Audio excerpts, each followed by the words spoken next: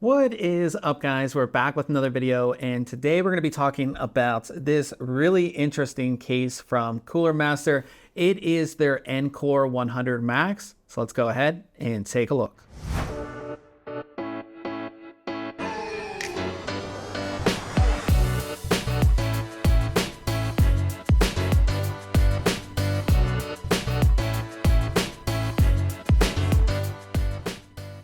The whole idea of the Max series from Cooler Master is to make things very easy for you. You don't have to guess what's going to fit in here or picking different parts. So this case actually is going to ship with a 120 millimeter all-in-one liquid cooling solution, an 850 watt SFX power supply, and a PCI Express 4.0 riser. As we take a first look at the case here, it has what I like to call a skinny tower design, and we've seen many small form factor cases sort of have this type of design. Now, if you're wondering about size, like how big this is, I'll go ahead and put the official dimensions right up here on the screen like I always do.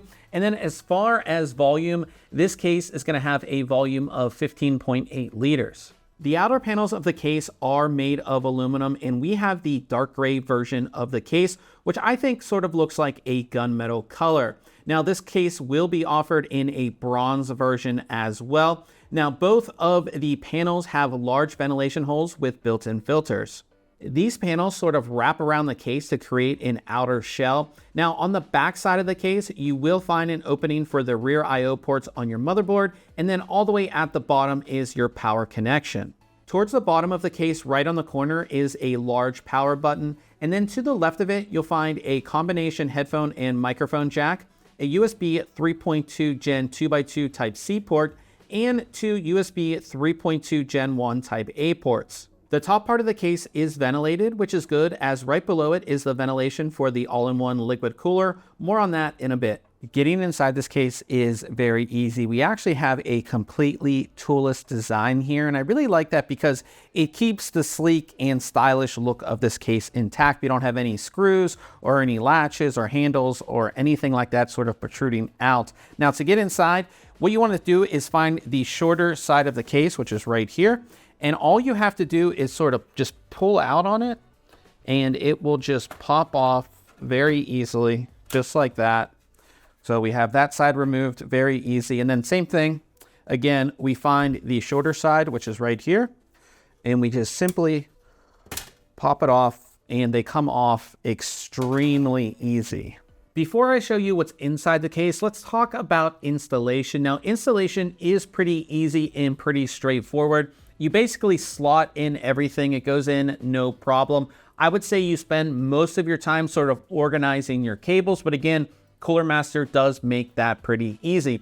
Now, the only downside that I found to our installation is that our motherboard only has 2 fan headers, and this case will require 3. You need one for the exhaust fan, one for the fan on the AIO, and then one for the pump on the AIO. So we actually had to use our own splitter. The case does not come with a splitter, so it's definitely something you want to keep in mind. On one side of the case, you'll find your power supply, motherboard, and then a storage mount on the bottom. As far as the storage mount goes, it's only going to support a single 2.5-inch SSD, and this is the only storage mount in the case. So if you want more storage, you will have to rely on the M.2 slots on your motherboard.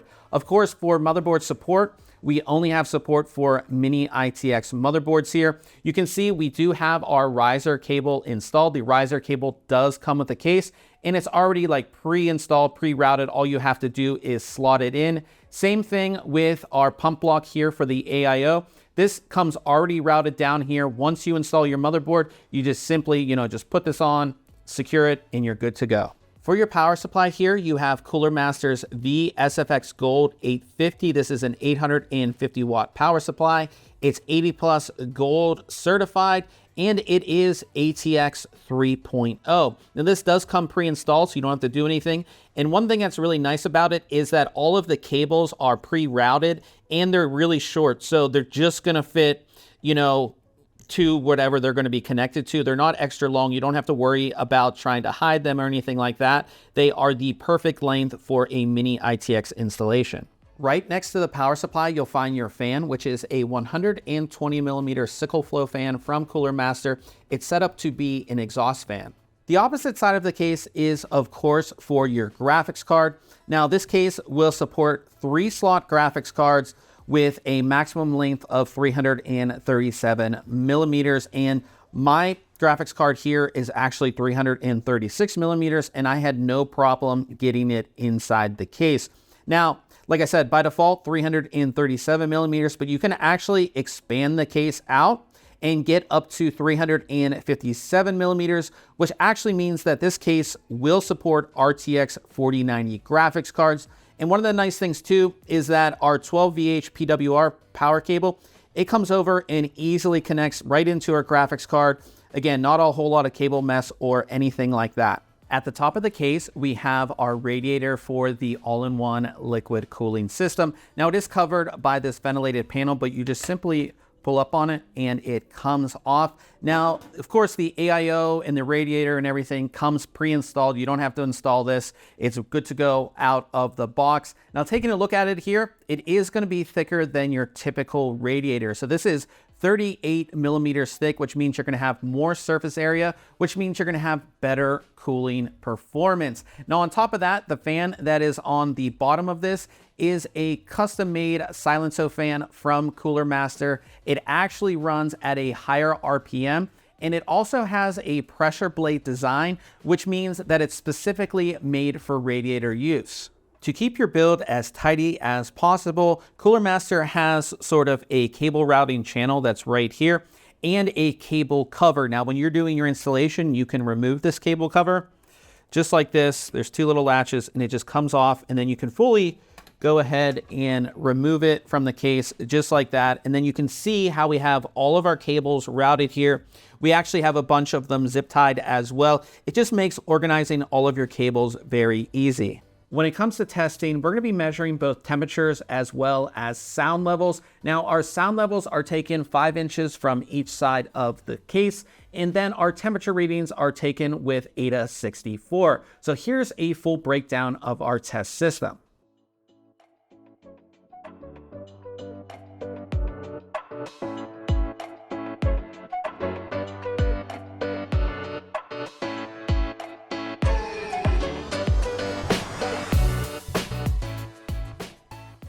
As we come to the end here, I have to say that I really do like this case. And when it comes to Mini-ITX or small form factor cases, I'm typically not a fan just because they are such a pain to build in, and I get frustrated and you can't route your cables and things don't fit correctly.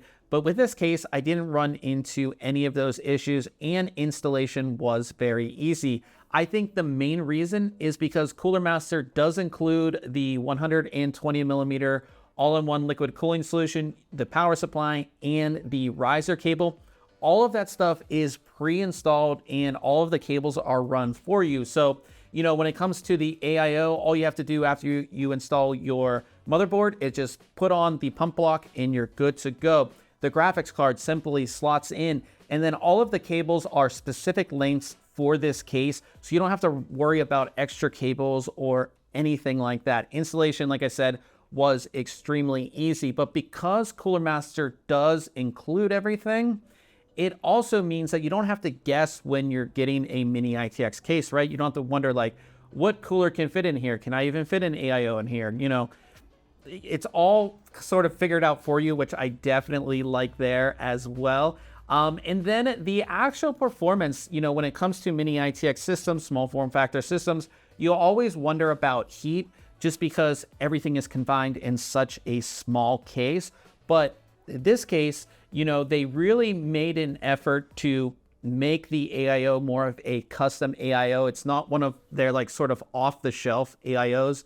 The actual radiator is thicker, which means you're going to have better performance. All of the panels here are ventilated, which means your graphics card is going to be able to bring in air, and then you have that exhaust fan to exhaust everything out. I didn't run into any issues with overheating or anything like that. And then talking about like high-end hardware, I mean, you can expand this case to fit up to an RTX 4090, which is just excellent. I mean, I being able to have something like a 14900K and an RTX 4090 in a small system like this is just awesome. And I really like the way it looks too.